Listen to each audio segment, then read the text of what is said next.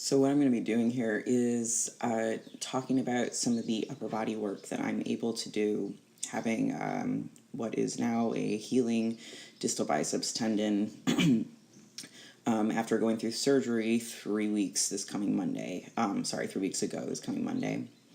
So what you're seeing right now is I'm doing my version of vertical pulling work, and so you'll look at the setup, and I know it's dark, sorry about that, that's our gym for you, but you've got two things that are important here, or maybe three. One is going to be this stupid sleeve getup I'm wearing, and that's to protect my skin from the dog collar that I am using as the connecting device to this, like, I don't know, there's some sort of chain strap thing that kind of works perfectly for this with this particular lat pull down machine.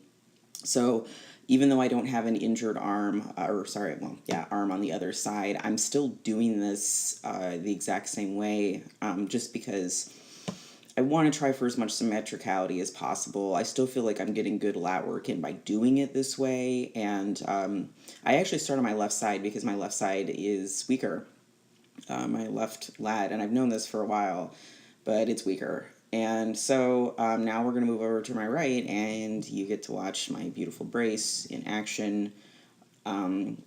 And generally, this is pretty hard on the area, even with that protective sleeve on it. It'll bruise me after I do this. It'll hurt during the session pretty good, usually, and usually it'll hurt from the session before it. I've done this, I think, 2 or 3 sessions now since surgery. I started up a few days ago. So one of the ways that I'm kind of dealing with this is I don't go super heavy because that is excruciating. It hurts so much through that area. I go like more light and do sets of 20 to 25. And that's just where I'm at right now with that kind of work. Now we're going to do our, this is sponsored by Monster break here. I have mostly been following something that's kind of Whole30 diet, but obviously not religiously because I get to have my stupid sugar-free Monsters periodically. Because, I had surgery, so, hey, I get to do what I want, a little bit anyway on that one. So now I'm going to do just really, really, really light pressing where I don't go into full lockout at the elbow. Although, to be honest, when I was doing this, it kind of felt like I normally perform the movement anyway, so apparently I don't, completely hyperextend, lock out the elbow, and I think a lot of people don't either. Pulling is going to be where that I think is a much more of an issue than pressing movements. So this is the first time that I have pressed anything since the surgery. So it's just 15-pound dumbbells. I did 3 sets of 30 because I don't really know. I'm probably not supposed to do that. So sorry, my physical therapist who's watching right now. I don't remotely do anything that tells me that it's not a good idea. I listen to my body on all this. If anything feels remotely weird over in the tendon insertion site, which never does, I just kind of have a sense. So now we're going to watch me cringing my way through setting this up and getting ready for the pain that is going to happen. So when I do this, or when I do the lat pull downs, what I first do before I think this is really important before I go to get into position to do it, is I set my shoulder. I make sure that I really, really set my shoulder. I socket it. So when I'm pulling backward to get into position, I'm not putting my shoulder in a terrible position. If somebody was going to do this, like what I'm doing right now, you really need to make sure that you do that. Just don't ever put your shoulder in a compromised position. Always work with lighter weights so you're able to do that. Once again, on these, I can go a little heavier because it just doesn't cause as much pain as the vertical stuff. But it still hurts. And so I do usually about sets of 20 on this, the horizontal rows.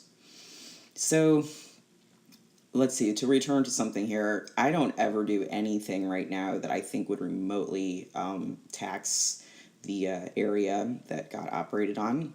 And I completely use my intuition for what I'm going to be ready for.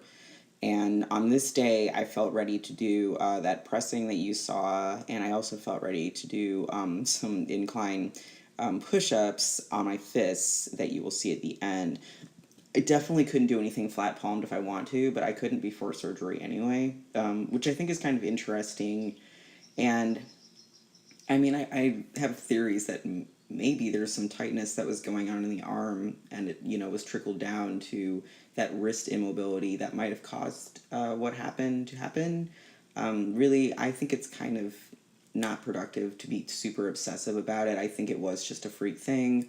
But I am gonna probably keep attending to my wrist mobility, which I was doing off and on before the event. But hey, it's something I need to get back to. So I'm gonna do some rear delt flies now, which I always did with fives. I would just hold 5 pound plates and just do a bunch of these before. I mean, I did this at this weight before the surgery, and I think this was probably the first upper body movement that I did after the surgery.